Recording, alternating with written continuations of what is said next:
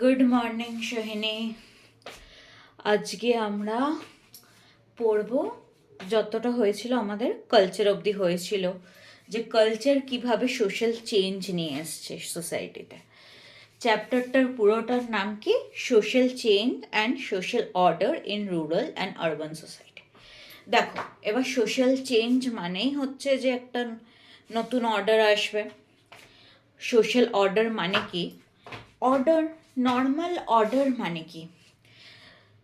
ধরো আমি কাউকে অর্ডার করছি, একটা হয়, আর একটা হয় পরপর সাজানো।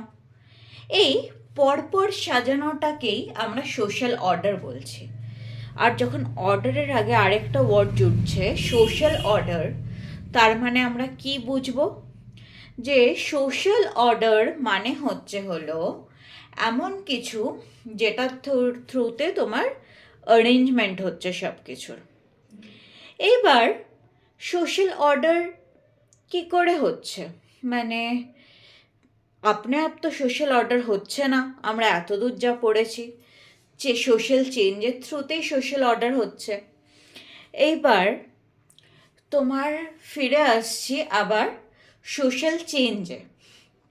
সোশ্যাল চেঞ্জ যখন হচ্ছে তো অনেক ধরনের জিনিস চেঞ্জ হচ্ছে, যেটা আমরা পলিটিক্স, কালচার, টেকনোলজি, ইকোনমি সব কিছুতে দেখেছি। তো সোশ্যাল অর্ডারে ফার্স্ট যেটা আমাদের বুঝতে হবে সেটা হলো তিনটে কনসেপ্ট, ডমিনেশন, অথরিটি, ল। নর্মাল ডমিনেশন মানে কি? ডমিনেশন মানে হচ্ছে কাউকে ডমিনেট করা, কারোর ওপরে ভারী হয়ে যাওয়া। অথরিটি মানে কি? এইখানে একটা খুব ক্রুশিয়াল জিনিস বুঝতে হবে, অথরিটি আর পাওয়ারের ডিফারেন্স। পাওয়ার মানে হলো ধরো আমি আজকে যেখানে পড়াশোনা করছি বা যেখানে কাজ করছি, আমি নর্মাল একটা অফিসার বা আমি নর্মাল একটা টিচার, মানে সবার সাথে আমার সেরম কোনো মানে আমার কাছে কোনো লিগাল রাইট নেই কাউকে কিছু বলার। বাট আমি তাও বলছি কি করে কাউকে? বিকজ আমার পাওয়ার আছে, আমি কাউকে ইনফ্লুয়েন্স করছি। কিন্তু অথরিটি মানে হলো তোমার কাছে যখন লিগাল রাইটটা আছে। পাওয়ার মানে তুমি সোজা কথায় বলতে পারো ক্ষমতা।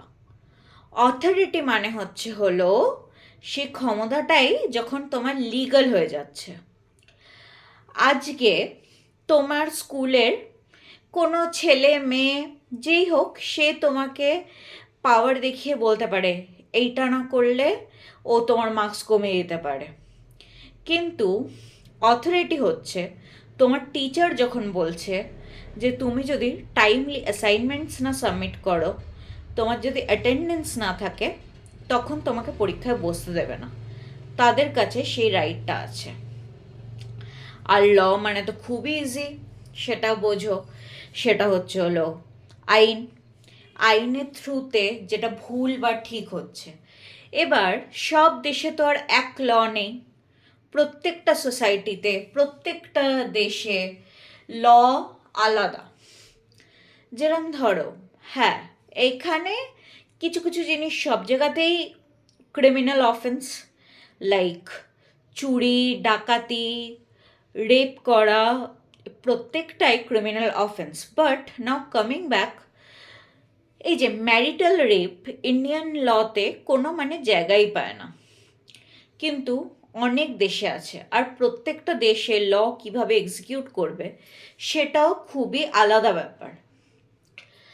তারপরে আরেকটা জিনিস যেটাতে আসছি আমরা, সেটা হলো ক্রাইম, কন্টেস্টেশন আর ভায়োলেন্স। তিনটেই তো তুমি দেখছো, শুনছো। ভায়োলেন্স মানে কি? হিংস্র ভাব। এবার এই হিংস্র ভাব যে সবসময় ক্রিমিনাল অফেন্স হবে তা না, কিন্তু ক্রাইম, ভায়োলেন্সটা তখন হয়ে যাচ্ছে যখন কেউ একটা আইনের বিরুদ্ধে যাচ্ছে, এমন কোনো ভায়োলেন্স করছে।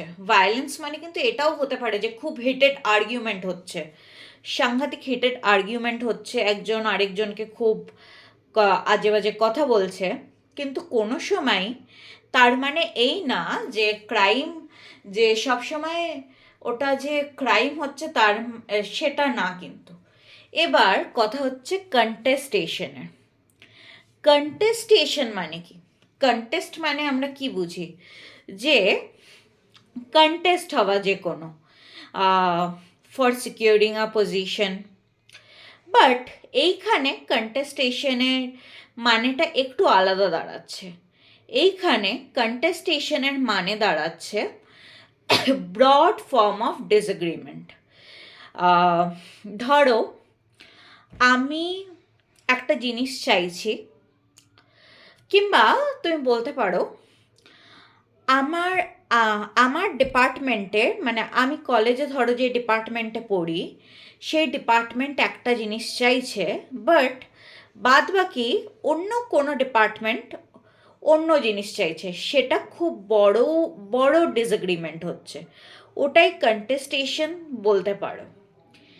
কম্পিটিশন অ্যান্ড কনফ্লিক্ট কিন্তু আবার কন্টেস্টেশনের থেকে একটু আলাদা।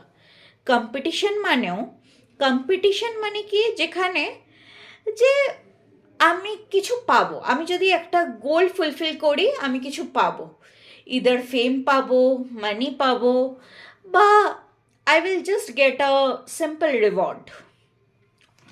Whereas conflict is when two people are arguing, disagreeing, conflict হচ্ছে। অনেক সময় এই কন্টেস্টেশনটাই যদি সলভ না হয়, মানে এই যেই এক্সাম্পলটা দিলাম, যে আমি আমার ডিপার্টমেন্টে যেটা চাইছি অন্যরা সেটা চাইছে না পুরো ইউনিভার্সিটির জন্যে, তখন কিন্তু ওটা কনফ্লিক্টের রূপ নিয়ে নিতে পারে। আর কনফ্লিক্টের রূপ নিয়ে নিলে সেখান থেকে ভায়োলেন্স হতে পারে, সেখান থেকে সবাই নিজের এজেন্ডা দেখতে পারে। তো এইবার আসছি সোশ্যাল অর্ডার ইন রুরাল এরিয়াসে। দেখো আমরা এমনিতে কি জানি, রুরাল এরিয়াস বা গ্রাম অঞ্চলে তো সবার মধ্যে খুব অনেকটা বেশি ইন্টিমেট কানেকশন আছে, পার্সোনালাইজড কানেকশন আছে। মানে তোমার এখন শহরের দিকে কি হয়ে গেছে, বেশিরভাগই ফ্ল্যাট হয়ে গেছে, সবাই খুব ইন্ডিভিজুয়ালাইজড হয়ে গেছে। বাট রুরাল এরিয়াসে বাড়ি তো মোটামুটি পাশাপাশি, কাজের জায়গাও অল্প। এবার কাজের জায়গা অল্প হলে ধরো সবার বাড়ির ছেলে মেয়ে, ছেলেই ধরে নিচ্ছি, ওখানে এখনও বেশিরভাগ ছেলেরাই ওয়ার্কফোর্সে পার্টিসিপেট করছে, যেটা মেন ওয়ার্কফোর্স। তো দেখো এক জায়গায় চাষ করতে যাচ্ছে, বা ছোটোখাটো কাজ বা যে কোনো কাজ এক জায়গায় করতে যাচ্ছে, তো সবাই সবার বাড়িকে মোটামুটি চেনে, যে কোনটা কার বাড়ি, কে কার ছেলে না ছেলে। ওইখানে ধরো কেউ এমন কিছু করলো, কিছু রেবেলিয়াস করলো, ধরো গ্রাম অঞ্চলে কোনো মেয়ে জানতে পারা গেল যে সে লেসবিয়ান, বা সে যাকে বিয়ে করবে সে মুসলিম, তো তখন কিন্তু গ্রাম অঞ্চলে খবরটা খুব তাড়াতাড়ি ছড়িয়ে পড়বে, আর তার লাইফটাও সে ফ্রিলি কাটাতে পারবে না, কারণ সে জানে তার বাড়িতে যদি তাড়াতাড়ি খবরটা চলে আসে, তাহলে বাড়ির থেকে সে হয়তো অতটা সাপোর্ট পাবে না।